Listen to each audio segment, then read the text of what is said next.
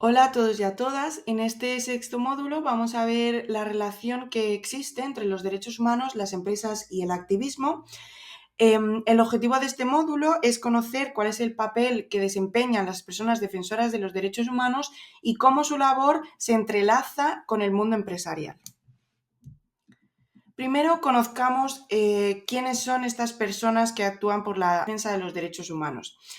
Estas personas juegan un papel clave para que se respete la dignidad humana y se avance hacia una sociedad más justa, igualitaria y en paz. Su trabajo es cada vez más importante porque el mundo se ha convertido en un lugar donde las violaciones a los derechos humanos son cada vez más complejas. En el ámbito empresarial, en concreto, estas personas pueden impulsar prácticas más responsables y éticas y lograr que las empresas respeten los derechos fundamentales en todas sus operaciones empresariales. La Declaración de la ONU sobre los defensores de los derechos humanos definen a estas personas como aquellos que ya sean activistas, abogados o abogadas, periodistas o líderes comunitarios, actúan de manera ya sea individual o colectiva en defensa de los derechos humanos a todos los niveles.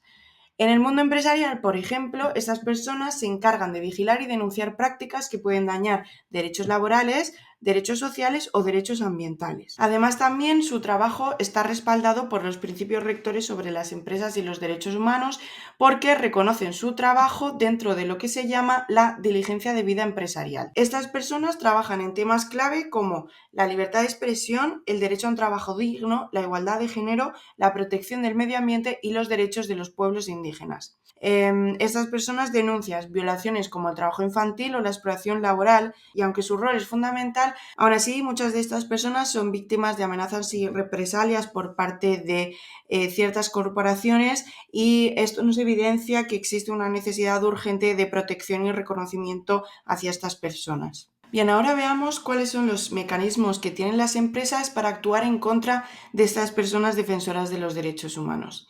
Desde 2015 se han documentado miles de ataques, más de 4.700 entre 2015 y 2023, siendo el 2022 un año crítico con más de 10 ataques por semana. La mayoría de estas agresiones afecta a personas que defienden el medio ambiente, la tierra y los pueblos indígenas. Además, empresas con sede en India, Emiratos Árabes y otros países han sido vinculadas a los mayores números de agresiones. Es importante también señalar que una parte significativa de los ataques han sido dirigidos a mujeres defensoras.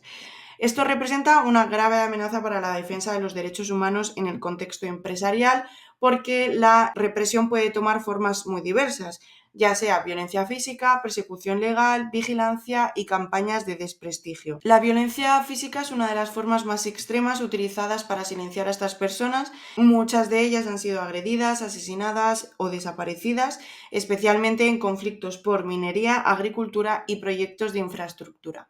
El asesinato de Berta Cáceres, una lideresa indígena hondureña, es un ejemplo emblemático de lo que ocurre con estas personas.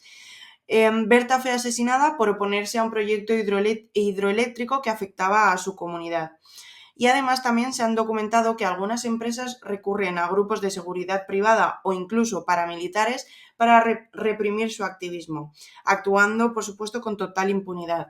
Esta violencia no solamente alcanza a estas personas, sino que también a sus familiares y generan un clima de miedo y de represión. El acoso judicial a través de las llamadas SLAPs, que son las demandas estratégicas contra la participación pública, se han convertido en una táctica muy habitual para intimidar y desgastar a las personas que denuncian ciertos abusos dentro de las empresas. Estas demandas no buscan justicia, sino que buscan silenciar la crítica.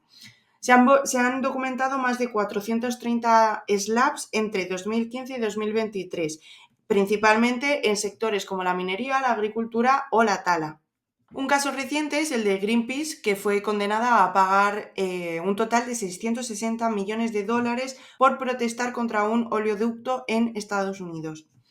Estas demandas agotan emocional y económicamente a las personas defensoras y funcionan además también como una herramienta de censura, inhibiendo futuras denuncias. Las empresas también pueden utilizar prácticas más sofisticadas como es el uso de softwares espías que les permiten acceder a comunicaciones privadas para monitorear a estas personas. A la vez también pueden lanzar campañas de desprestigio en colaboración incluso con gobiernos o ciertos medios de comunicación que retratan a los activistas como radicales, enemigos del desarrollo o incluso terroristas.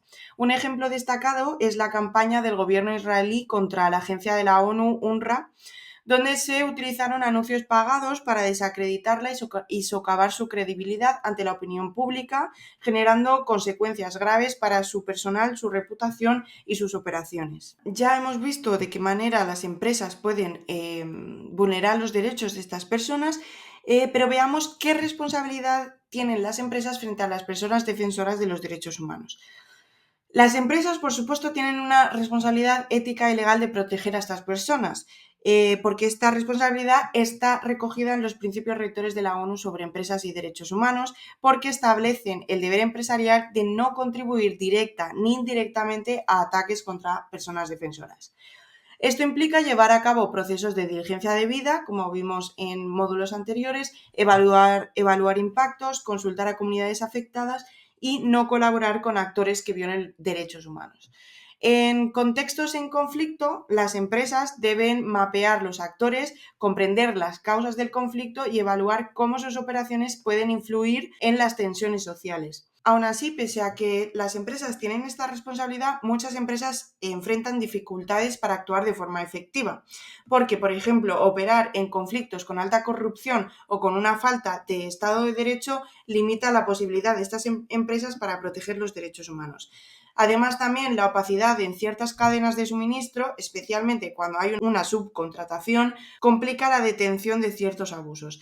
Esta falta de información, por supuesto, dificulta implementar mecanismos de corrección o de prevención a favor de las personas defensoras. Aún así, en los últimos años ha emergido una tendencia muy positiva que se conoce como activismo corporativo y activismo accionarial. Las empresas, por lo tanto, ya no responden a simplemente exigencias externas, sino que parece ser que comienzan a adoptar una postura proactiva frente a problemas sociales y ambientales. El activismo corporativo, ¿qué significa? Bueno, pues significa integrar la sostenibilidad, la igualdad y los derechos humanos en el núcleo del negocio, es decir, no simplemente como una estrategia de marketing, sino como un compromiso genuino. Un ejemplo claro es el de The Body Shop, que desde hace varias décadas lidera campañas con mucho impacto social, que podéis leer más de esta campaña en el módulo escrito. Por otro lado, tenemos lo que conocemos como activismo accionarial, que ocurre cuando los accionistas utilizan su poder para exigir prácticas éticas. El caso de Merck, que fue presionada para mejorar el acceso a los tratamientos contra el VIH en África, muestra cómo este tipo de presión puede lograr cambios transformadores. Bueno, muchas gracias por acompañarnos en este módulo. En el siguiente módulo, que será también el último, vamos a hablar de cómo se cruzan el sector empresarial, la igualdad de género y los derechos humanos.